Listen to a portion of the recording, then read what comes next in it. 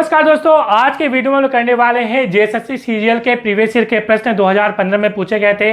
लगातार इससे सवाल आ रहे हैं जेएसएससी जेईई में। पेपर 3 का है जिसमें मैथ्स के, रीजनिंग के, कंप्यूटर के, जीएस के आपको सवाल यहाँ पे देखने को मिलेंगे। इसके पहले हमने ऑलरेडी 3 वीडियोज बनाया हुआ है, लिंक कमेंट डिस्क्रिप्शन में दे दूंगा। इसमें अब हमने सारे सवाल करने वाले हैं, ठीक है। तो लगभग इसमें 70 से 80 सवाल होंगे, तो वीडियो लंबा हो सकता है। वीडियो को लाइक शेयर कर सकते हैं, और यदि आप प्राप्त करना चाहते हैं नोट्स पेपर 3 की तो इस नंबर पर व्हाट्सएप मैसेज करके प्राप्त कर सकते हैं, या आप डायरेक्टली एनालाइज फॉर ऐप में भी प्राप्त कर सकते हैं। वो भी वहाँ भी अपलोड है, जहाँ पे बाइलिंगुअल नोट्स साथ ही साथ टेस्ट सीरीज भी अवेलेबल है। तो सारी की लिंक डिस्क्रिप्शन में दे दूंगा, कमेंट में दे दूंगा। आप जरूर एनालाइज फॉर ऐप जो है वो डाउनलोड करिए। सर ये शुरुआत करेंगे।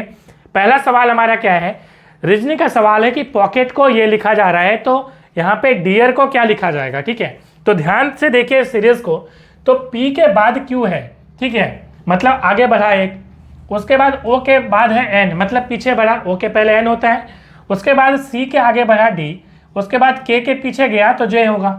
मतलब एक बार आगे बढ़ रहा है, एक बार पीछे जा रहा है। तो आपको यहाँ पे डियर को भी वैसे ही करना है। एक बार आगे बढ़िए तो D के आगे E होता है, एक बार E के पीछे बढ़िए तो आपका E के पीछे D होता है, A के आगे बढ़िए तो B होता है, R के पीछे जाइए तो Q होता है। तो E D B Q कहाँ पे है ऑप्शन देखिए, तो ऑप्शन ए सही आंसर है। अगला सवाल है, कौन सा संविधान संशोधन में भारत के संविधान में सूचीबद्ध मौलिक अधिकारों की सूची में से संपत्ति का अधिकार मतलब राइट टू प्रॉपर्टी उसको हटा दिया गया है, ठीक है। तो सही आंसर हो जाएगा यहाँ पे 44वां संविधान संशोधन। अब देखिए यहाँ पे ध्यान से देखिएगा, तो यहाँ से लगातार सवाल आ रहे हैं फंडामेंटल राइट से। तो पहले संपत्ति का अधिकार की बात करें हम, उसके पहले आपको यह जानकारी देना आवश्यक है कि हमारे देश में यदि फंडामेंटल राइट की बात करें तो एक फंडामेंटल राइट एक ऐसी राइट होती है जिसके अगेंस्ट में डायरेक्टली आप सुप्रीम कोर्ट जा सकते हैं यदि उसका हनन हो रहा है। तो फंडामेंटल राइट आर्टिकल जो है अनुच्छेद 12 से लेकर 35 के बीच में है। और यदि भाग की बात करें, हमारे संविधान में भाग है, पार्ट है, पॉलिटी की एक अलग से प्लेलिस्ट बनी हुई, जाके आप पूरी वीडियोज भी देख सकते हैं। तो हमारे पार्ट 3 में संविधान का भाग 3, जो कि आपको जेईई में भी पूछा था यह सवाल, तो संविधान के भाग 3 में फंडामेंटल राइट है। यदि आर्टिकल पूछे तो आर्टिकल 12 से 35 के बीच में। तो 12 से 35 के बीच में एक आर्टिकल मिसिंग है, और वो आर्टिकल कौन सी है, 31। इस तरह का भी सवाल बन सकते हैं कि कौन सा आर्टिकल इसके अंतर्गत नहीं है।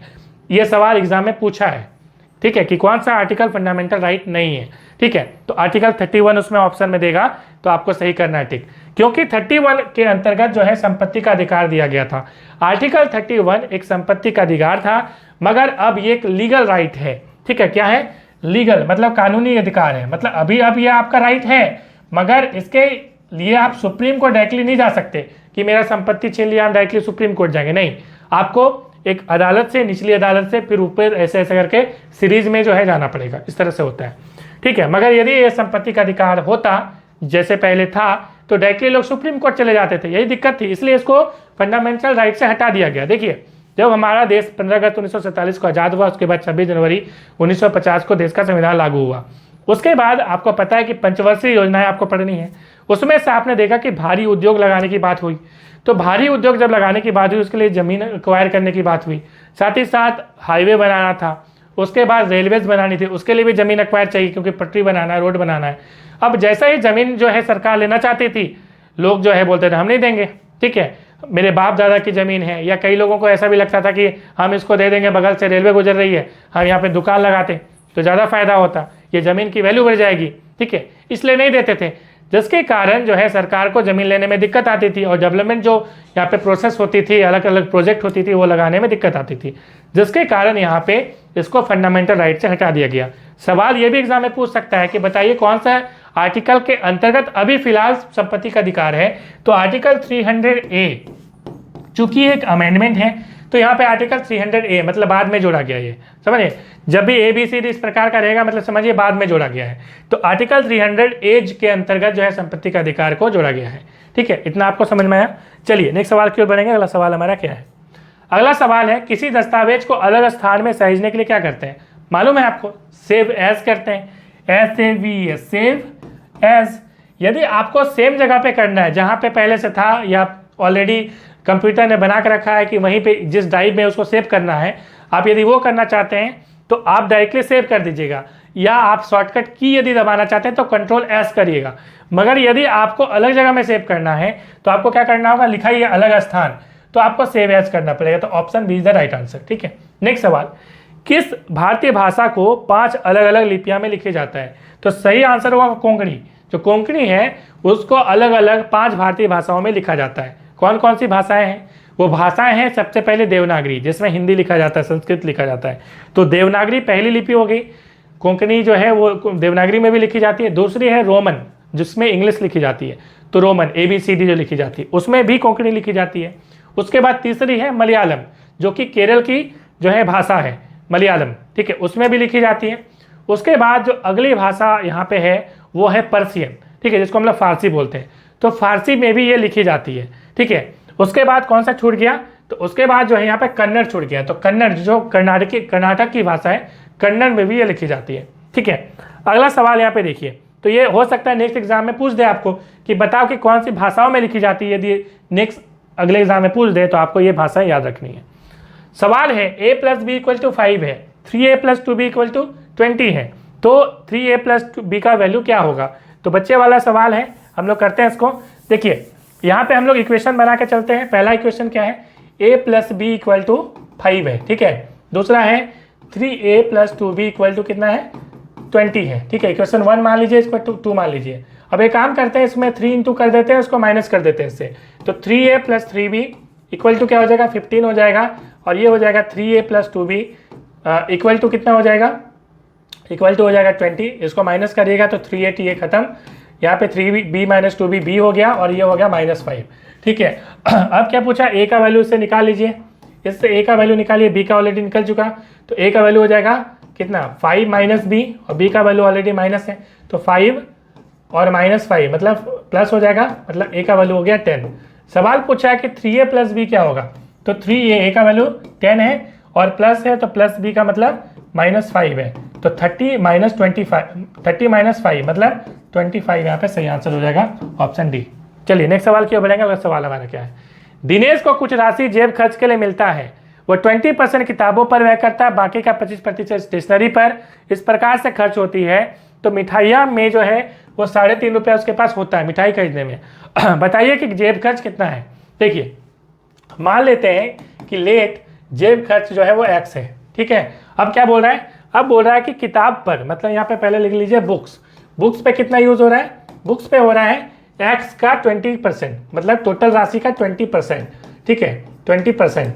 तो ये 5 कर दीजिए, डिवाइड कर दीजिए। तो x/5 रुपीज़ जो है वो खर्च कर रहा है किसमें? बुक्स पे। ठीक है, उसके बाद क्या बोल रहा है? बाकी का 25% जो है स्टेशनरी में। तो यहाँ पे मैं लिख दे रहा हूँ स्टेशनरी। ठीक है, थोड़ा लेफ्ट से लिख रहा हूँ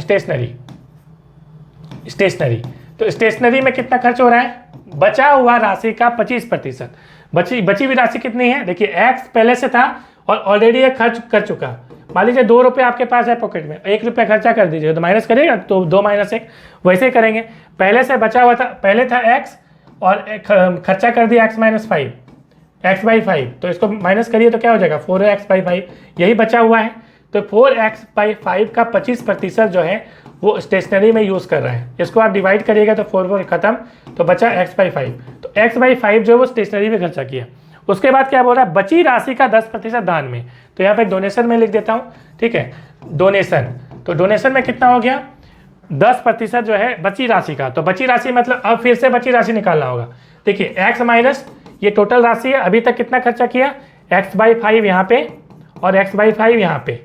ठीक है, यही खर्चा किया स्टेशनरी और बुक्स में, दोनों को जोड़ दीजिए और x से माइनस कर दीजिए। तो ये हो जाएगा कितना? 2x/5। ठीक है, तो ये हो जाएगा 5x - 2x मतलब 3x/5। ठीक है, 3x/5। तो ये हमारा बची हुई राशि है। इसी का कितना खर्चा कर रहा है? इसका 10%। ठीक है, 10% दान में दे रहा है। तो 10% मतलब 10/100, एक जीरो खत्म। ठीक है, तो ये क्या हो जाएगा? 3x/50। ठीक है, 3x/50। अब क्या बोल रहा है? जो राशि बची है इससे मिठाई खरीद रहा है, मतलब अब अभी जो बची राशि है उसको निकालिए फिर से। तो x माइनस जो बची राशि है उसको निकालिए। तो x माइनस कितना बची राशि है? तो आप यदि निकालना चाहते हैं तो अभी तक कितना खर्चा किया? x/5 खर्चा किया, फिर x/5 खर्चा किया और फिर कितना किया? 3x/50। तीनों को जोड़ दीजिए और माइनस कर दीजिए। ठीक है, तो कितना निकल जाएगा? x माइनस इसको जोड़ करिएगा तो 50, यहाँ पे LCM हो जाएगा 10x प्लस यहाँ पे कितना हो जाएगा? फिर यहाँ पे 10x और प्लस हो जाएगा यहाँ पे 3x, मतलब कितना हो जाएगा x माइनस 10 10 20 3 23, 23x बाई 50, ठीक है। तो यहाँ पे 50x माइनस 23 है, कितना हो जाएगा 23 7 30 और 20 50, मतलब 27x बाई 50, ये आपका रिमेनिंग राशि हो रही है, ठीक है। अब ये किसके बराबर बोल रहा है, ये किसके बराबर, मिठाई के बराबर, क्योंकि यही रिमेनिंग राशि से क्या खरीदता है, मिठाई खरीदता है। तो इसको आप कर दीजिए 13.5, ठीक है 13.5। अब इसी को आगे बनाइएगा, इतना स्क्रीनशॉट ले लीजिए। अब हम लोग आगे बढ़ते हैं। अब इसको यदि आगे बनाएंगे तो क्या बनेगा, ध्यान से देखिए। तो यहाँ पे आप इसको सॉल्व करिएगा तो 17x equal to 13.5 into 50 cross कर दिया हमने, ठीक है। और x की वैल्यू क्या हो जाएगा, x की वैल्यू 13.5 इंटू 50 बाय यहाँ पे 27 कर दीजिए, ठीक है। तो 3 9 जा और 3 4 जा, ठीक है 4.5 हो गया, और यहाँ पे 0.5 हो गया, तो इसको करेंगे तो 25 हो गया, मतलब 25 रुपीज़ जो है उसके पास टोटल था। जेब खर्च कितना है 25। तो यहाँ पे option C is the right answer. Next सवाल की ओर बढ़ेंगे। अगला सवाल है, भारतीय संविधान के अंतर्गत युद्ध या शांति की घोषणा करने के लिए विधिक दृष्टि से कौन सक्षम, विधिक मतलब लीगली कौन सक्षम है, तो राष्ट्रपति सक्षम है, आपको मालूम है। देखिए इस पे ऑलरेडी हमने पहले भी बताया था, क्योंकि इससे सवाल लगातार पूछे जा रहे हैं। इसमें क्या सवाल पूछे जा रहे हैं मैं जरा बोलना चाहूँगा। देखिए सवाल हो सकता है कि नेक्स्ट टाइम में कुछ और सवाल पूछ दें, ठीक है। नेक्स्ट टाइम में हो सकता है सवाल ये पूछ दे कि बताओ भाई कि ये जो आपका जो इमरजेंसी है वो कौन से आर्टिकल के अंतर्गत लगता है, क्योंकि ये पूछा भी है सवाल, ठीक है। तो कौन से आर्टिकल के अंतर्गत लगता है ये आपको दिमाग में रखना पड़ेगा। तो इसी को चलिए हम लोग करते हैं, ताकि आपको नेक्स्ट जब सवाल आए तो आपको दिक्कतें ना हो, ठीक है। तो चलिए हम लोग इसको करते हैं ताकि हम लोग आगे बनाते हैं। देखिए यदि हम लोग बात करें तो हमारे भारतीय संविधान में जो बातें लिखी गई हैं, जिसमें हम इमरजेंसी की बात करें तो 2 प्रकार की इमरजेंसी लगाई जाती है, ठीक है। एक इमरजेंसी होती है जो कि नेशनल इमरजेंसी होती है, हमने पिछली वीडियो में चर्चा करा था इसके बारे में, और दूसरी इमरजेंसी होती है जो स्टेट इमरजेंसी, ठीक है। तो चलिए हम लोग लिखते हैं। तो इमरजेंसी इज ऑफ 2 टाइप्स, ठीक है। इमरजेंसी जो है वो 2 टाइप की होती है। एक हो गया नेशनल इमरजेंसी, हम एन लिख दे रहे हैं, और इसको बोलते हैं state emergency. National emergency article 352 के तहत लगाया जाता है, और ये तब लगाया जाता है जब देश में अस्थिरता आ जाए, मतलब कि दंगा हो गया या ऐसी स्थिति आ गई कि भूखमरी आ गई, ठीक है, उसको बोलते हैं नेशनल इमरजेंसी। उसके बाद आर्टिकल 352 के तहत लगाया जाता है। और यदि स्टेट इमरजेंसी की बात करें तो ये आर्टिकल 356 और 365 के अंतर्गत लगाया जाता है।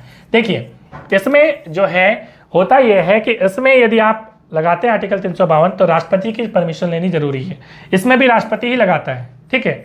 मगर अंतर क्या है दोनों में अंतर यह है कि इसमें पार्लियामेंट से सहमति आपको लेने के बाद, मतलब आपने इमरजेंसी लगाई, उसके बाद आपने लगाने के बाद क्या करना पड़ेगा कि आपको ग्रांट कराना पड़ेगा पार्लियामेंट से। 1 महीने के अंदर आपको नेशनल इमरजेंसी के लिए और 2 महीने के अंदर आपको स्टेट इमरजेंसी के लिए जो है ये आपको परमिशन लेनी जरूरी है, ग्रांट कराना जरूरी है, ठीक है, ये नियम कहता है। तो यही आपको एग्जाम में भी पूछता है, इसको भी जरा ख्याल रखिएगा। नेक्स्ट सवाल क्यों बढ़ेंगे। प्लीज़ वीडियो को लाइक नहीं किया तो अभी तक लाइक कर दीजिए। अगला सवाल हमारा क्या है, सवाल है भारतीय संविधान के अंतर्गत युद्ध या शांति की घोषणा करने के लिए विधिक दृष्टि से कौन सक्षम है। तो ये आपको पता है कि राष्ट्रपति, ऑलरेडी हमने कर लिया इसको। अगला सवाल है, एक नेटवर्क में वह कंप्यूटर जो फाइलों को संग्रहित करने और डेटा को प्रोसेस करने का काम करता है उसे क्या कहा जाता है। तो उसको आपको मालूम है, सर्वर कहा जाता है। Option A is the right answer. Next है, एक औरत को पार्क में दिखाते हुए विनीत कहता है ये मेरे दादाजी की इकलौती बेटी है, ठीक है। तो इसको कैसे करेंगे, चलिए हम लोग करते हैं, ठीक है। तो बहुत इंपॉर्टेंट सवाल है। और यहाँ पे देखिए एक औरत है, अब मन ही मन आपको जब रिलेशन जो है ब्लड रिलेशन से सवाल पूछे तो मन ही मन आपको सोच लेना है, तभी ये बना पाएंगे, लिखने से काम नहीं चलेगा। एक औरत को पार्क में दिखाते हुए, आप सोचिए उसको, अब कोई औरत सोचना है, कैसे सोचना है, विनीत कहता है ये मेरे दादाजी के इकलौते बेटे की बेटी है। इसका मतलब मेरा दादाजी, ठीक है, मेरे दादाजी की बेटी मतलब मेरे पापा जी, ठीक है। तो मेरे दादाजी के इकलौते बेटे मतलब मेरे पापा जी, उनकी बेटी मतलब मेरी कौन हो जाएगी, बहन हो जाएगी ना, ठीक है। तो बहन हो जाएगी तो विनीत क्या हो जाएगा, उस औरत से कैसा रिश्ता है, भाई का रिश्ता हो गया, ठीक है। बहुत आसान सवाल दिया था, तो यहाँ पे ऑप्शन ए भाई is the right answer. Next सवाल हमारा क्या है, नेक्स्ट सवाल है हमारा, किसी एमएस ऑफिस में, माइक्रोसॉफ्ट ऑफिस में सॉफ्टवेयर के कट कॉपी पेस्ट को कौन से मेनू के अंतर्गत रखा जाता है। तो ये आपको टूल्स में मिलेगा, ठीक है। नेक्स्ट हमारा, कंप्यूटर की बोली में, कंप्यूटर की लैंग्वेज में त्रुटि को किस रूप में जो है वो जाना जाता है? तो आपको पता है बग्स जो है बोला जाता है इसको, बग, BUG बग, कोई त्रुटि होती है उसको बग बोला जाता है। तो यहाँ पे option A the right answer. VDU का जो है क्या कहा जाता है? VDU का मतलब क्या होता है? जो स्क्रीन और मॉनिटर होता है उसको जो है VDU कहा जाता है। तो यहाँ पे ऑप्शन सी सही आंसर हो जाएगा। इसको बोलते हैं visual display you for unit, visual display unit इसका फुल फॉर्म है VDU का, ठीक है। नेक्स्ट, भारत सरकार को सर्वाधिक राजस्व की प्राप्ति कहाँ से होती है? तो उत्पाद शुल्क से होती है, ठीक है। नेक्स्ट सवाल हमारा क्या है? अगला सवाल है जो अन्य से भिन्न है बताइए, उसे बाहर करना है। तो यहाँ पे BCD, ठीक है, तो एक बढ़ा, उसके बाद यहाँ पे आगे बढ़ रहा है सारा KLMNOPQR RP, देखिए ये तीनों ही क्या हो रहा है? बढ़ रहा है, बट जो RP है ये रिवर्स में जा रहा है, मतलब R के बाद P तो आता नहीं है ना, R के पहले P आता है। तो यहाँ पे ऑप्शन सी यहाँ पे सही आंसर होना चाहिए। तो option C is the right answer. Next सवाल, इसको जो है उपस्थित अंकों को आरोही क्रम में, आरोही मतलब बढ़ते क्रम में, ठीक है, जिसको हम लोग असेंडिंग ऑर्डर बोलते हैं इंग्लिश में, असेंडिंग ऑर्डर। तो असेंडिंग ऑर्डर में आपको इसको अरेंज करना है, व्यवस्थित मतलब अरेंज करना है। कितने अंकों की मतलब कितने डिजिट की स्थिति जो है वो अनचेंजेबल होगी, मतलब चेंज नहीं होगी, ठीक है, अपरिवर्तित होगी, ये पूछा है। तो ध्यान से देखिए, आरोही क्रम में इसको सुलझाइए। आरोही क्रम का मतलब छोटा से बड़ा, तो पहले क्या क्या हो जाएगा? 1 1 हो जाएगा, फिर 2 3 4 5 7 सॉरी 5 6 7, ठीक है, 1 1 2 3 4 5 6 7। तो अनचेंजेबल क्या हो रहा है? तो 1 1 तो जो है चेंज हो ही चुका है। कितने अंकों की स्थिति अपरिवर्तित रहेगी? तो 1 1 ऑलरेडी चेंज हो चुका है। तीसरा में आपका 2 है, तो तीसरा में आपका 2 यहाँ पे तो है नहीं, 3 है, तो ये भी चौथा में आपका 1 है यहाँ पे मगर 3 है, ये भी चेंज हो गया। चौथा में आपका यहाँ पे क्या है? 3 2 5, पांचवा में क्या है? 3 2 5, 1 है, ये भी चेंज हो गया। छठा में आपका क्या है? 5, छठा में देख लीजिए 3 2 5, एक छठा में 5, ये रह गया है, तो ये सही हो गया, एक हो गया। दूसरा यहाँ पे 7 के जगह में 6 है, ये भी चेंज हो गया 7, तो एक ही यहाँ पे सही आंसर हो जाएगा ऑप्शन ए। नेक्स्ट सवाल हमारा, A3LG इस प्रकार से नंबर है, ऊपर दी गई अंग्रेजी अक्षर माला की कौन सी अक्षर बाएं ओर से 9वीं अक्षर संख्या और दाएं ओर से 7वें अक्षर के बिल्कुल बीचों बीच है? तो यहाँ पे आप इसको सॉल्व करिए, ठीक है, बाएं ओर से काउंट करना है, दाएं ओर से काउंट करना है, ठीक है। नेक्स्ट सवाल की ओर बढ़ते हैं। अगला सवाल है हमारा, जालियांवाला बाग नरसंहार का जो कब हुआ था? तो 13 अप्रैल 1919 को हुआ था, आपको पता है, ठीक है, 13 अप्रैल 1919। नेक्स्ट हमारा रोम का जो उन्नत फॉर्म है, तो इसके बारे में हमने पिछली वीडियो में बताया था, इलेक्ट्रिकल इरेजेबल प्रोग्रामेबल रोम, रीड ओनली मेमोरी, ठीक है। तो रोम आपको पता है कि रोम जो होता है वो नॉन वोलेटाइल होता है, ठीक है, और रैम जो होता है वो वोलेटाइल होता है। तो रोम बेसिकली क्या होता है, जैसे कि मान लीजिए कोई वॉशिंग मशीन है, 5 मिनट तक चला रहा है या 15 मिनट तक चलाना है, क्या करते हैं हम लोग उसमें एक रोम लगा देते हैं कि 10 मिनट के बाद वो बंद हो जाएगा, तो उसको बोलते हैं रीड ओनली मेमोरी, सिर्फ वो रीड करेगा, ठीक है, सिर्फ रीड करेगा। हालांकि रीड में आजकल रोम बहुत टाइप के हो गए हैं, ठीक है। सबसे पहले तो पी रोम बोलते हैं इसको, जिसको बोलते हैं प्रोग्रामेबल रीड ओनली मेमोरी, इसमें कोई चेंज आप नहीं कर सकते पी रोम में। उसके बाद आगे आता है ईपी रोम, ईपी रोम जिसमें आप क्या होता है कि इलेक्ट्रिकल इरेजेबल प्रोग्रामेबल रोम, इसमें आप इरेज कर सकते हैं। इसका एडवांस रूप क्या है? EEPROM, मतलब इलेक्ट्रिकली इरेजेबल प्रोग्रामेबल रोम, ठीक है। तो this is the advance form of Rome. तो वही आंसर क्वेश्चन पूछा था, तो ऑप्शन सी यहाँ सही आंसर होगा। नेक्स्ट सवाल है, संविधान में ग्राम पंचायतों की स्थापना के अंतर्गत क्या है? तो ये जेई का एग्जाम में पूछा था इस बार, आर्टिकल 40 के अंतर्गत क्या आता है। नेक्स्ट हमारा, भारत के सर्वोच्च न्यायालय का मतलब सुप्रीम कोर्ट का शुभारंभ कब हुआ था? ठीक है, तो ये 28 जनवरी 1950 को हुआ था, ठीक है। तो यहाँ पे सही आंसर ये हो जाएगा। नेक्स्ट हमारा, संथाल जनजाति के लोग क्या में माहिर होते हैं? तो हालांकि माहिर तो बहुत सारे चीज़ में होते हैं, ठीक है। तो यहाँ पे बुनाई सही आंसर दिया है, मगर मैं कहूँगा तो इसमें वो लोग शिकार में भी माहिर है, वो लोग चित्रकारी में भी माहिर है, मगर सबसे अच्छी वो लोग बुनाई करते हैं।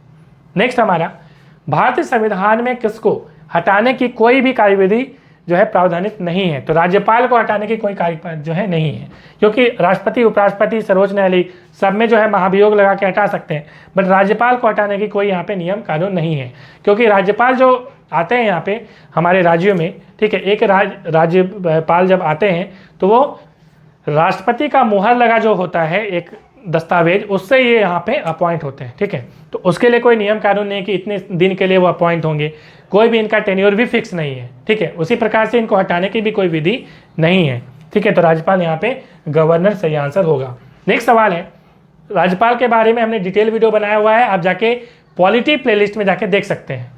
नेक्स्ट हमारा लोकतंत्र में प्राधिकार का जो स्रोत है वो किस में निहित होता है, तो लोगों में होता है। आपको पता है कि हम कहते हैं हम भारत के लोग भारत को, तो भारत के लोग का मतलब ये होता है कि हमने ही भारतीय संविधान को बनाया है और हमारे पास ही अधिकार है कि हम सारी चीज़ों को कंट्रोल कर सकते हैं। इसलिए हम लोग इसी के तहत जो है वो वोटिंग सिस्टम हमें लगाई गई है जिसमें हम लोग वोट देते हैं। नेक्स्ट हमारा अदालत के फैसले के अनुसार 3 भाइयों को एबीसी के प्रॉपर्टी 4500 रुपया दिया है।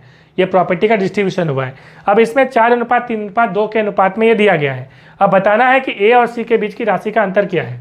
तो मान लेते हैं कि 4x मिला, 3x मिला और 2x मिला, तीनों मिला के कितना होना चाहिए, 4500 होना चाहिए। 4 3 7 2 9, ठीक है। तो 9x इक्वल टू क्या हो गया, 4500 हो गया, ठीक है। इसको आगे सॉल्व करेंगे तो x इक्वल टू क्या हो जाएगा, 500, ठीक है, 500 हो गया।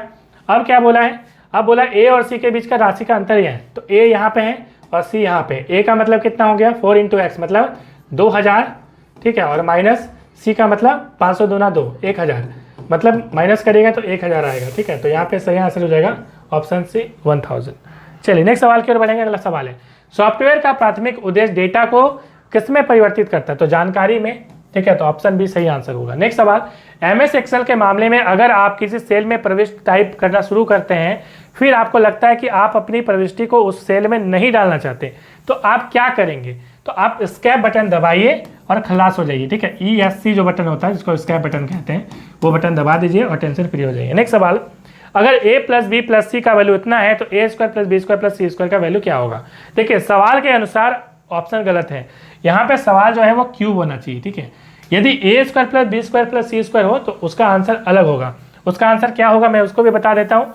और क्यूब होता तो क्या होता, यहाँ पे क्यूब होना चाहिए और क्यूब के अनुसार जो है इसका आंसर की में यहाँ पे सही आंसर 3abc है, ठीक है। अब स्क्वायर होता तो क्या होता, देखिए a + b + c इसका होल स्क्वायर का फॉर्मूला क्या होता है, तो a² + b² + c² + 2abc + 2ab + 2ab + 2bc + 2ca, ठीक है। अब यहाँ से क्या करना है आपको, a² + b² + c² जो है आपको कुछ करना नहीं है, ये आपका जो है फॉर्मूला होता है, ठीक है। अब क्या बोला है, a + b + c का वैल्यू 0 दिया है, मतलब ये 0² हो जाएगा, ठीक है, 0² हो जाएगा। और ये आपको रहने दीजिए a² + b² + c²। आपको इसी का वैल्यू निकालना है, इसी का वैल्यू निकालना है ना, इसी का वैल्यू निकालना है। स्क्वायर दिया था तो इसको आप इधर ही रहने दीजिए, तो इधर जब रहने दीजिएगा तो ये इधर आएगा, तो जब इधर आएगा तो क्या हो जाएगा a² + b² + c²। और ये जब इधर आएगा तो 0 हटाइए और माइनस करिए, -2 निकाल लेते हैं, ab + bc + ca। तो यहाँ पे ये ऑप्शन में रहना चाहिए, बट यहाँ पे है नहीं, तो ये आंसर ऑप्शन में नहीं है तो कोई बात नहीं, ठीक है। चलिए यहाँ पे दिया है क्यू वाला फॉर्म, तो क्यू वाला फॉर्म जो है आपका ये आंसर हो जाएगा, ठीक है। चलिए नेक्स्ट सवाल की ओर बढ़ेंगे। अगला सवाल हमारा क्या है, अगला सवाल है किसी वृत्त और एक आयत की परिधि समान है। परिधि का मतलब पेरीमीटर, ठीक है। तो परिधि का वृत्त और आयत का समान है। आयत की भुजाएं क्रमशः इतना और इतना है। देखिए आयत मतलब रेक्टेंगल, तो कितना दिया है, 26 दिया है, ये 18 दिया है, ठीक है। अब क्या है, इसका आपको परिधि समान है, तो आपको पता है कि इसका जो पेरीमीटर होता है वो क्या होता है, इसका पेरीमीटर होता है 2 × l + b मतलब 18 + 26, 18 चौ कितना हो गया, 18 चौ 24, 20 44 मतलब 2 × 44 मतलब 88 हो गया इसका, ठीक है। अब क्या है 18 चौ 24 बीघा, ठीक है। अगला है यहाँ पे बोला है कि इसमें वृत्त और आयत की परिधि समान बोला है, मतलब ये जो है इसका जो पेरीमीटर है, मतलब एक सरकमफ्रेंस जो होता है एक वृत्त का वो कितना दिया है, 88 दिया है, क्योंकि ये दोनों बराबर बोला है। इसका जो बाउंड्री है इसका पेरीमीटर के बराबर है, मतलब इसका सरकमफ्रेंस के बराबर है। तो इसका सरकमफ्रेंस क्या होता है, 2πr होता है, तो 2π तो हो गया 88, और इसको आप जब निकालेंगे तो r इक्वल टू क्या हो जाएगा, तो 88/2π, और पाई का वैल्यू पुट करेंगे तो 22/7 हो जाएगा। 22 4 जा हो गया और 2 2 जा 4 हो गया, तो 7 2 जा 14 हो गया, ठीक है। तो यहाँ पे 14 आया। अब सवाल पूछा था कि वृत्त का क्षेत्रफल क्या होगा, तो ये रेडियस निकला, मगर एरिया जो है वृत्त का क्या होता है, πr² होता है, राइट। तो पाई मतलब 22/7 और एरिया मतलब 14 × 14, ठीक है। तो यहाँ पे 7 2 जा 14, ठीक है, मैं कर दिया है। देखिए इंटू करिए, 14 4 56 का 5, 14 4 56 और 5 कितना हो जाएगा 5 कितना हो जाएगा 56 5 61 616। तो यहाँ पे 616 option D is the right answer. Next सवाल की ओर बढ़ेंगे। देखिए 36 किलोमीटर प्रति घंटे पर दौड़ रही एक 100 मीटर रेलगाड़ी मात्र 25 सेकंड में एक पुल पार करती है। पुल की लंबाई आपको निकालनी है, ठीक है। तो चलिए इसको सॉल्व करते हैं, यहीं पे सॉल्व कर देते हैं इसको डिलीट करके। देखिए यहाँ पे आपको क्या दिया है, एक रेल दिया है 36 किलोमीटर प्रति घंटा दिया है, तो उसकी स्पीड दिया हुआ है। तो स्पीड आप यहाँ पे वी करिए 36 किलोमीटर पर आवर, ठीक है। आपको पता है कि कैसे चेंज करता है, मैं दिखा दूँ। 36 × 1000 और यहाँ पे 3600, ठीक है। तो 0 0 खत्म, 2 5 जा 2 8 जा 18। तो नेक्स्ट टाइम याद रखिएगा, जब किलोमीटर पर आवर को आपको चेंज करना मीटर पर सेकंड में, तो 5/18 से डिवाइड कर दीजिएगा, ठीक है, इंटू कर दीजिएगा। तो 5/18 हो जाएगा, ठीक है। तो यहाँ पे 18 2 जा हो गया, मतलब 10 मीटर पर सेकंड इसका स्पीड है। अब क्या बोला है, अब बोल रहा है यहाँ पे, अब ये बोल रहा है कि 100 मीटर की रेलगाड़ी है, मतलब रेलगाड़ी की लंबाई कितनी है 100 मीटर है, ठीक है, 100 मीटर। और कोई पुल भी ये क्रॉस कर रहा है, मतलब पुल का भी कोई लंबाई होगा, ठीक है। तो ये अपना लेंथ और पुल दोनों को क्रॉस करेगा, ठीक है। तो 25 सेकंड इसमें लग रहा है। टाइम कितना लग रहा है 25 सेकंड, ठीक है। 25 सेकंड टाइम लग रहा है। तो आपको पता है कि दूरी इक्वल टू क्या होता है, दूरी निकालना है, दूरी इक्वल 4 गुना समय। तो 4 कितना है, मतलब वेलोसिटी कितनी है 10 है, और टाइम कितना लग रहा है 25 है, मतलब 250 मीटर जो है वो टोटल लंबाई है। अब देखिए 100 मीटर की रेलगाड़ी है और 250 टोटल कर रहा है कवर, मतलब खुद का कवर करेगा, मतलब रेलगाड़ी अपना लंबाई को कवर करेगा और पुल को कवर करेगा, दोनों मिला के 250 है। तो 100 ऑलरेडी जो है इसका रेलगाड़ी ही हो गया। तो 100 प्लस 150 मतलब 150 क्या है 150 मीटर जो है वो पुल की लंबाई है, ठीक है। तो कई बार पुल दे देता है, कई बार प्लेटफॉर्म दे देता है, इसको आपको थोड़ा सा दिमाग में रखना होगा। नेक्स्ट सवाल, इसका धनात्मक मतलब पॉजिटिव वैल्यू क्या है, ठीक है। तो आपको बनाना है, इसको क्या करेंगे आप, 3x² + 6 अंडर रूट है इक्वल टू कितना दिया है 9 दिया हुआ है। आप दोनों तरफ स्क्वायर कर दीजिए, 3x² + 6 इक्वल टू क्या हो जाएगा 81 हो गया। दोनों तरफ स्क्वायर कर दिए, एक तरफ का रूट खत्म, एक तरफ का स्क्वायर हो गया, ठीक है। यहाँ से सॉल्व करिए तो 3x² ये इस तरफ आएगा तो क्या हो जाएगा, ये आपका 6 + 6 - 81 इक्वल टू 0 हो जाएगा, ठीक है। तो ये 3x² हो गया, और यहाँ पे करेंगे तो कितना हो जाएगा 75 राइट 75 इक्वल टू 0। 75 उधर भेजिए, 3x² इक्वल टू 75, इसको काटिए 25, ठीक है। और x² था तो x निकालेंगे तो रूट हो जाएगा, मतलब 5 25 है, ठीक है। तो 5 हो जाएगा। तो x का वैल्यू 5 है। पूछा क्या था, ध्यान से देखिए, वैल्यू पूछे हैं। तो यहाँ पे x की वैल्यू जो है, जब 25 का रूट निकालिएगा तो +-5 आएगा, मगर आपको रूट प्लस में लेना है, धनात्मक बोला है, मतलब 5 आंसर हो जाएगा। तो 5 सही आंसर है। कहाँ पे है, देखिए ऑप्शन बी सही आंसर है। जो अन्य से भिन्न है यहाँ पे बताना है, उसको बाहर करना है, ठीक है। तो AB, ठीक है, उसके बाद एक बढ़ा CD, HIJ, ठीक है, इस तरह से बढ़ रहा है। जैसे देखिए AB तो लगातार हुआ, इसमें भी लगातार है, PQ भी लगातार है, ठीक है। PQ लगातार है कि नहीं देख लेता, PQ तो लगातार है, लेकिन आगे क्या हो रहा है देखिए, AB के बाद एक बढ़ा तो CD हो गया, यहाँ पे HI के बाद YZ भी लगातार था, तो सारों ही मिल रहा है अभी फिलहाल, मगर आगे बढ़ेंगे। AB के बाद एक आया C, उसके बाद D आया, HI में J आया, फिर क्या है, ये भी सही है। YZ में क्या आया, A आता है, YZ के बाद फिर A आएगा, शुरू से करिए, और B आया, तो ये भी सही है। उसके बाद PQ के बाद R आया, ठीक है, PQ के बाद बीच में R आया, फिर ये भी सही, यहाँ तक तो सही है सारों। उसके बाद आगे बढ़ते हैं, D के बाद E, F के बाद G आता है, मतलब 2 बढ़ रहा है, इसमें 2 बढ़ा, इसमें JK L M इसमें भी 2 बढ़ा, इसमें देखिएगा तो B C D इसमें भी 2 बढ़ा है, B के बाद इसमें क्या है, Q के S के बाद T U V W 3 बढ़ गया, तो यहाँ पे 3 बढ़ गया, बाकी में 2 बढ़ रहा है, मतलब ये अलग हो गया। तो ऑप्शन सी यहाँ पे सही आंसर होगा, ठीक है। नेक्स्ट है USB का क्या है, USB का मतलब एक पोर्ट होता है USB, ठीक है। नेक्स्ट हमारा क्या है, नेक्स्ट है झारखंड का आधिकारिक राज्य जो पशु है, पशु का मतलब एनिमल क्या है, हाथी है, आपको पता है। जो अन्य से भिन्न है उसे बाहर करें, तो अन्य से भिन्न है उसको आपको देखना है, यहाँ पे MO M के बाद N फिर O है, ठीक है। तो उसके बाद S के बाद TU है, ठीक है। तो यहाँ पे ध्यान से देखिए MNO, N के बाद M के बाद N होता है, फिर होता है, तो यहाँ पे उस तरह किया, यहाँ पे S के बाद T होता है, फिर ये होता है, इसको फॉलो किया। ये P के बाद Q होता है, फिर R होता है, इसको फॉलो किया, बट इसने फॉलो नहीं किया है, ठीक है। G के बाद क्या होता है, H होता है, बट इसने फॉलो नहीं किया। तो यहाँ पे ऑप्शन बी यहाँ पे सही आंसर होना चाहिए। नेक्स्ट हमारा पी और क्यू ने क्रमशः 85,000 रुपया और 15,000 रुपया निवेश करके कारोबार जो है प्रारंभ किया। 2 वर्ष के बाद उन्हें लाभ हुआ, तो आपको अनुपात लगाना है। तो शेयर वाला क्वेश्चन है, और जब शेयर वाला क्वेश्चन होता है तो जिस अनुपात में आपने इन्वेस्ट किया होगा उसी अनुपात में आपको फायदा मिलेगा। ठीक है, तो यहाँ पे देखिए, तो 85,000 और 15,000 का निवेश किया, तो 85,000 और 15,000। ठीक है, तो ये दोनों का आपको क्या करना पड़ेगा, रेशियो निकालना पड़ेगा। यही रेशियो जो है आंसर होगा। ठीक है, तो यहाँ पे 85/15 ध्यान से देख लीजिए, 85,000 और 15,000 2 वर्ष के बाद उन्हें लाभ जो है मिल रहा है। तो यहाँ पे क्या हो जाएगा, 5 से कटेगा, तो 5 3 जा 5 1 जा 5 17, तो 17:3। तो यहाँ पे सही आंसर ऑप्शन डी हो जाएगा। नेक्स्ट सवाल हमारा F4। तो F4 का मतलब आपको क्या पता है, F4 जो होता है वो अंडू करने के लिए होता है। ठीक है, तो यहाँ पे ऑप्शन बी सही आंसर हो जाएगा, अंडू करना। ठीक है, नेक्स्ट हमारा क्या है, नेक्स्ट सवाल है निर्वाचन आयोग के मुख्य निर्वाचन आयुक्त की नियुक्ति कौन करता है, तो राष्ट्रपति करता है। ठीक है, यहाँ पे सही आंसर हो जाएगा राष्ट्रपति। ठीक है, नेक्स्ट हमारा 0.0169 इंटू इतना इक्वल टू 1.3 है, तो इसका वैल्यू निकालना है। क्या होगा, क्वेश्चन मार्क की जगह में क्या आना चाहिए। तो हम क्या करेंगे, 0.0169 इंटू मान लीजिए इसको x कर दिए। ठीक है, हम इसको मान लिए और इक्वल टू कर दिए 1.3, दोनों साइड स्क्वायर कर दीजिए। तो ये क्या हो जाएगा 0.0169 इंटू एक्स, और ये हो जाएगा 169 स्क्वायर करिएगा तो, और x करिएगा तो 1.69 को हम लोग डिवाइड हटाएंगे पॉइंट, तो 100 आ जाएगा नीचे, और इसका पॉइंट हटाएंगे तो 169 एक के बाद 4 हो गया, तो 4 0 ऊपर जाएगा। ठीक है, 4 0 ऊपर चला गया, तो 2 0 खत्म। ठीक है, 169 खत्म, तो 100 यहाँ पे आ गया सही आंसर। तो ऑप्शन बी यहाँ पे सही आंसर हो गया। नेक्स्ट सवाल हमारा क्या है, नेक्स्ट सवाल है इनमें से कौन सी संख्या श्रृंखला को पूरा कर सकती है।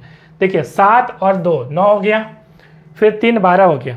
ठीक है, फिर 2 14 आ रहा है, फिर 3, मतलब एक बार 2 बढ़ रहा है, एक बार 3 बढ़ रहा है। ठीक है, इस प्रकार की सीरीज एग्जाम में पूछी गई थी। ठीक है, तो यही प्रश्न पूछा गया था एग्जाम में।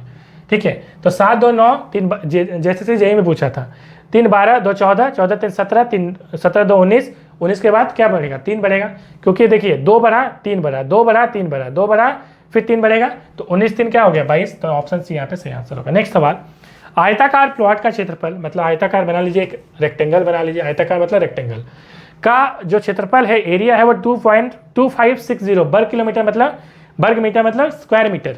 ठीक है, मीटर स्क्वायर। अगर प्लॉट की लंबाई दी है, चौड़ाई दी गई है, मतलब प्लॉट की लंबाई दी गई है x मान लीजिए, तो चौड़ाई कितनी होगी, इतना गुना है, मतलब 1.6x। ठीक है, अब क्या बोला, बताइए कि लंबाई क्या है। एरिया दिया गया है, तो एरिया आपको पता है लंबाई इंटू चौड़ाई होता है, तो दोनों को इंटू करने से कितना आना चाहिए, 2560 आना चाहिए। एक्स स्क्वायर हो गया, ये 2560, ये 1.6 इधर आएगा, तो इधर लेके आइए, और 2560 इंटू पॉइंट हटाइए, 10 ऊपर लेके जाइए, 16 रहने दीजिए। ठीक है, तो इसको आप डिवाइड करिएगा तो 16 1 जा 16, 9 हो गया, 16 6 जा 0, मतलब 1600 आया। ठीक है, एक्स स्क्वायर, तो एक्स का वैल्यू कितना हो जाएगा, रूट हो जाएगा 1600, मतलब 40 यहाँ पे सही आंसर हो जाएगा 40। ठीक है, 40। सवाल क्या पूछा था, ध्यान है, लंबाई क्या है, लंबाई क्या है, तो लंबाई पूछा था, लंबाई क्या हो जाएगा 1.6 इंटू एक्स। यदि चौड़ाई पूछता तो 40 होता, मगर लंबाई पूछा है तो 1.6 इंटू 40, मतलब 16 चौक 64, मतलब 64 सही आंसर होगा। 64 है इसमें, ऑप्शन सी सही आंसर है। ठीक है, नेक्स्ट हमारा, अगर 2p + 3q इक्वल टू इतना है, 2p - q इक्वल टू इतना है, तो 2p + q इक्वल टू क्या होगा, p + 3q। ठीक है, इक्वल टू 18 हो गया, और 2p - q इक्वल टू 2 हो गया, तो दोनों को माइनस करिए इक्वेशन को, ये खत्म, ये प्लस हो जाएगा, ये माइनस, तो 3q + q 4q equal to क्या हो गया 16 हो गया, तो q का वैल्यू कितना हो गया 4 हो गया। ठीक है, q का वैल्यू 4 हो गया। यहाँ पे p का वैल्यू निकाल लीजिए, किसी भी इक्वेशन से निकालिए p का वैल्यू, तो 2p का वैल्यू क्या हो जाएगा, 2p का वैल्यू 18 - 3q हो जाएगा, 18 - 3q, मतलब 18 - 3 इंटू 4, मतलब 12, मतलब 6 हो गया। तो यहाँ पे 2p का वैल्यू हो गया 6, p का वैल्यू कितना हो जाएगा 3 हो जाएगा, तो p का वैल्यू 3 आया है और q का वैल्यू 4 आया है। सवाल पूछा क्या है, 2p मतलब 2 इंटू फी, मतलब 6 प्लस q का मतलब 4, 6 + 4 कितना हो जाएगा 10 हो जाएगा। तो यहाँ पे सही आंसर क्या हो जाएगा 10। नेक्स्ट सवाल की ओर बढ़ेंगे। नेक्स्ट सवाल हमारा पूछा है कि किसी फाइल को जिप करने का मतलब क्या है। जिप का मतलब आपको पता है कि संपीड़ित करना, कंप्रेस करना, ऑप्शन बी। नेक्स्ट, निम्न विकल्पों में से कौन सा सही है। अब देखिए 115 इस प्रकार से दिया है, सबको जोड़िए, सबको ऐड करिए कितना आ रहा है, इसको ऐड करिए कितना आ रहा है, और इसमें से जो भी ऐड करके आएगा वही आंसर होगा।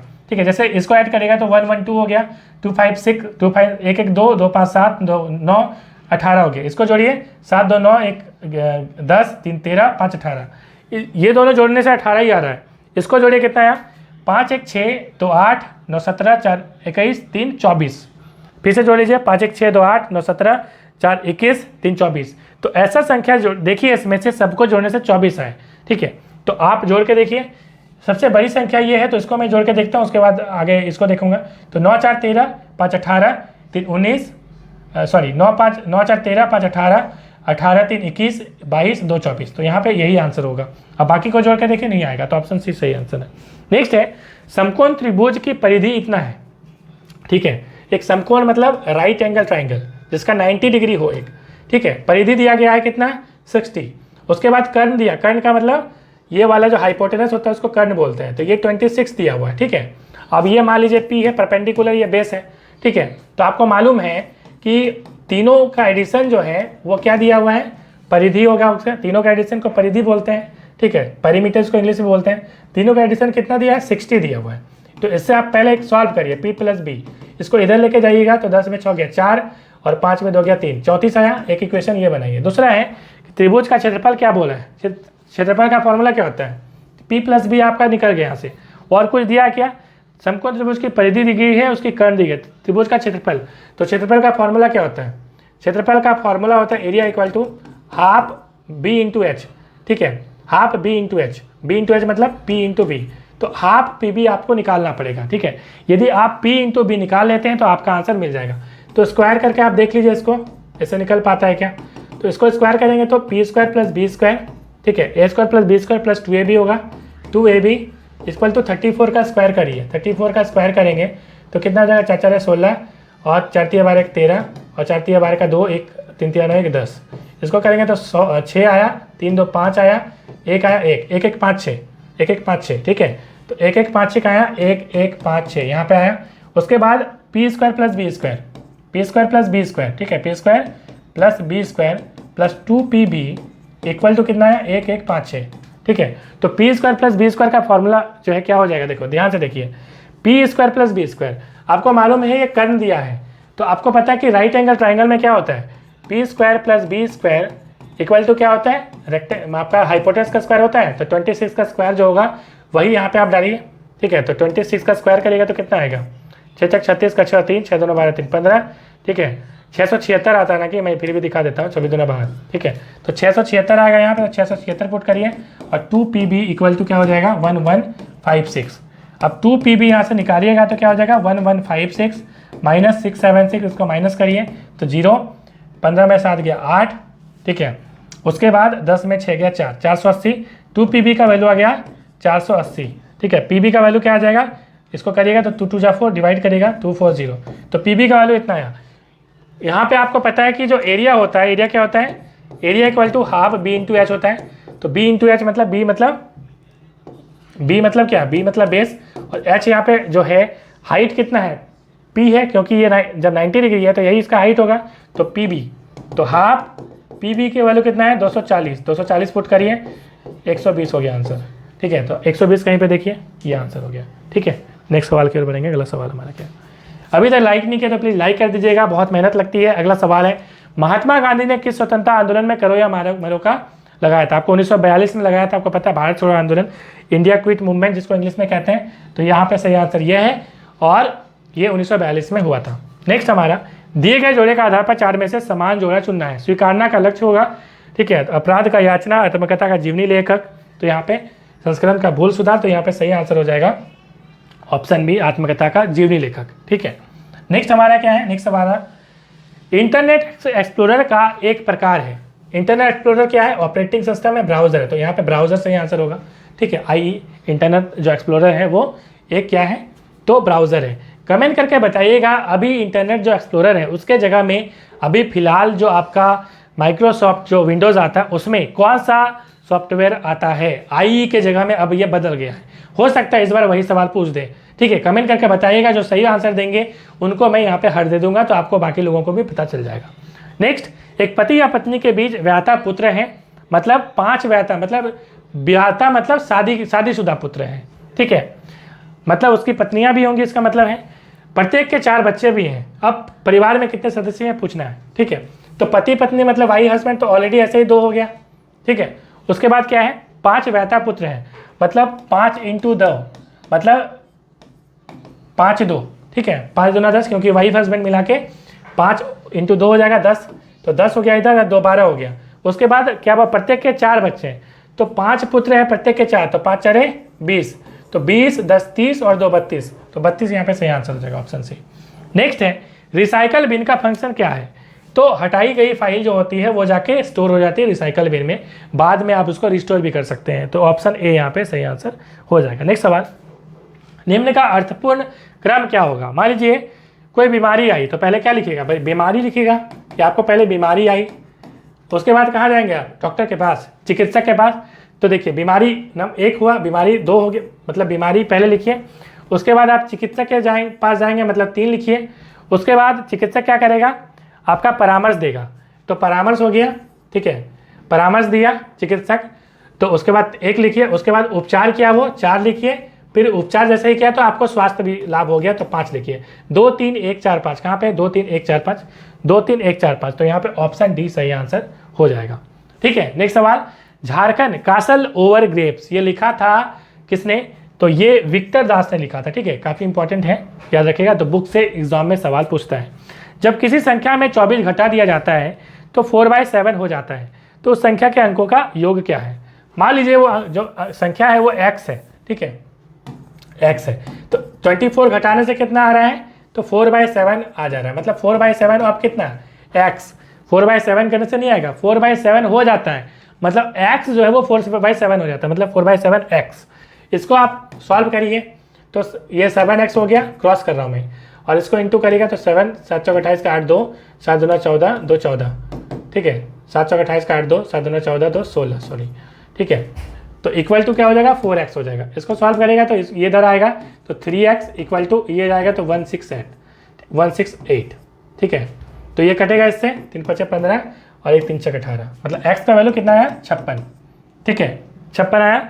अब यहाँ पे क्या बोला, उस संख्या के अंकों का योग क्या है, तो 56 तो संख्या है, हो सकता है संख्या एग्जाम में पूछता है तो 56 आंसर होता है, मतलब बोला है, मगर सवाल ये पूछा है कि अंकों का योग क्या है, तो अंकों का योग का मतलब 5 + 6 कितना आ रहा है, 11 आ रहा है, अंकों का योग यही होगा, तो ऑप्शन सी यहाँ पे सही आंसर हो जाएगा। नेक्स्ट सवाल, इनमें से किस राजवंश के पास सर्वाधिक शक्तिशाली नौसेना थी, तो चोल के पास थी, ऑप्शन डी सही आंसर होगा। नेक्स्ट, ऑपरेटिंग सिस्टम का प्रबंधन करता है, तो ऑपरेटिंग सिस्टम जो है सबका करता है, ऐसा तो नहीं है कि मेमोरी का करेगा, सिर्फ मेमोरी का, प्रोसेसर का, ठीक है, सबका करेगा।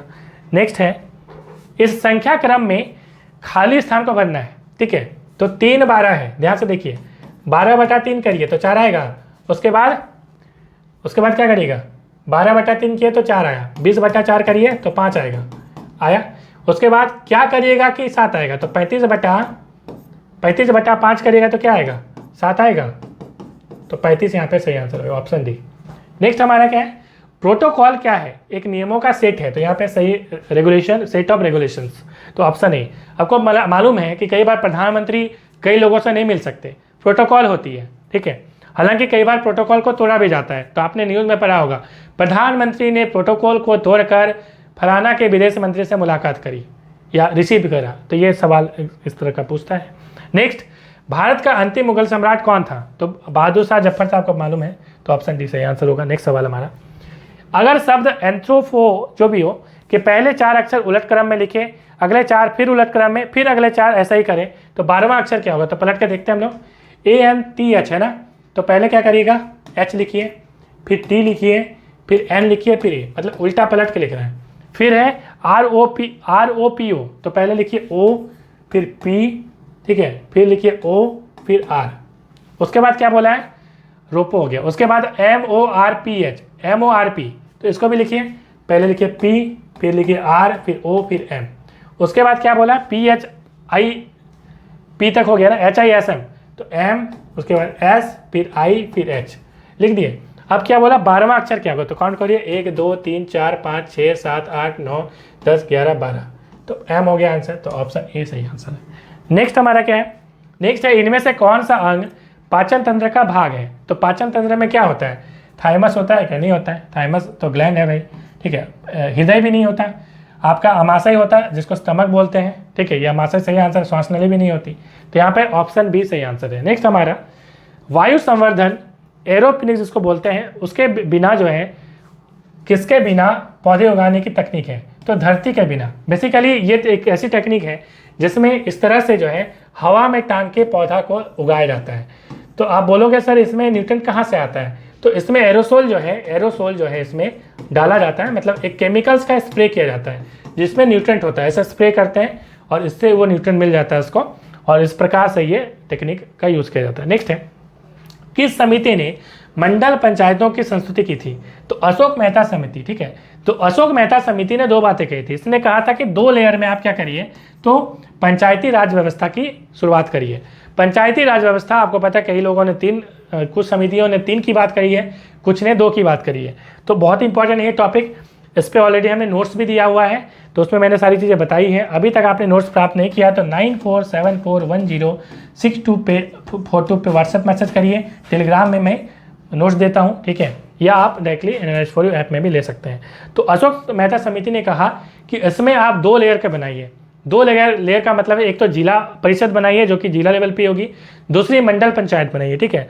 तो मंडल पंचायत भी उन्होंने कहा था, और जिसमें मंडल पंचायत में जो गाँव होंगे वो गांव को मिलाएंगे और वो मंडल पंचायत बनेगा, ये बातें की गई थी। तो हो सकता है नेक्स्ट टाइम ये सवाल पूछे मंडल पंचायत में क्या होगा, तो ग्रुप ऑफ विलेज होगा, ठीक है। तो एग्जाम में ये भी सवाल एग्जाम में पूछ सकता है। नेक्स्ट सवाल हमारा, उस भूतपूर्व प्रधानमंत्री का नाम बताएं जो बांग्लादेश ने, आपको पता है कि इंदिरा गांधी जो है वो काफ़ी इंपॉर्टेंट है, ठीक है। तो बांग्लादेश मुक्ति संग्राम जो हुआ था 1971 में, उसमें इंदिरा गांधी ने बहुत बड़ा रोल प्ले किया था, तो इंदिरा गांधी सही आंसर होना चाहिए। हालांकि कई सारे बुक्स में अटल बिहारी वाजपेयी लिखा हुआ है, मगर मेरे ख्याल से इंदिरा गांधी सही आंसर होना चाहिए। नेक्स्ट, हाल ही में किस राज्य ने चिड़ियाघरों और हिरन पार्कों को वन्य जीवों का गोद लेने की योजना प्रारंभ की है। देखिए इसमें आप अभी देखेंगे, अभी यदि बात करें तो दिल्ली में भी है, हरियाणा में भी है, गुजरात में भी है, ठीक है। तो यहाँ पे यदि आप देखेंगे तो भिवानी में, हरियाणा में ये प्रारंभ हुआ था। हालांकि जो ऑप्शन में दिया हुआ है बुक में वो केरल दिया हुआ है, ठीक है। तो मेरे ख्याल से ये हरियाणा सही आंसर होना चाहिए, मगर अब ये सवाल नहीं पूछेगा क्योंकि ये बहुत सारे राज्यों में हो चुका है, ठीक है। चलिए नेक्स्ट सवाल की ओर बढ़ेंगे। अगला सवाल, दृष्टिहीन व्यक्तियों के लिए लेखन प्रणाली का आविष्कार लुईस ब्रेल ने किया था, आपको मालूम है, ठीक है। ब्रेल लिपि जिसको बोलते हैं, ऑप्शन सही आंसर है। वायरस का मतलब क्या, कंप्यूटर वाला वायरस, मतलब ये कोरोना वायरस नहीं, ठीक है। तो वाइटल इंफॉर्मेशन रिसोर्सेस सा होगा, ठीक है, अंडर सिगे, ठीक है। बेसिकली ये होता है इसका फुल फॉर्म। नेक्स्ट हमारा क्या है, नेक्स्ट है, किसी दस्तावेज में अंतिम कार्रवाई को पूर्वत करने के लिए शॉर्टकट क्या करेंगे, Ctrl+Z दबाइए, ठीक है, पूर्वत हो जाएगा, अंडू हो जाएगा। देखो Ctrl+Z जो है अंडू करने के लिए करते हैं। एक ही किस्म के 18 खिलौने का दाम इतना है, तो बताइए 34 खिलौने, तो यूनिटी मेथड से बना लीजिए, आराम से बन जाएगा, ठीक है। तो यूनिटी मेथड से आई थिंक 450 सही आंसर होगा, ठीक है। हालांकि इसको आप बनाइएगा तो 452 के आसपास आंसर आएगा, ठीक है। तो 18 का 239 है, ठीक है, 0.5 है, तो 1 का इतना होगा, तो 34 का कितना होगा, ये ऐसे यूनिटी मेथड से निकाल लीजिए। तो मिलते हैं नेक्स्ट वीडियो में, थैंक्स फॉर वॉचिंग।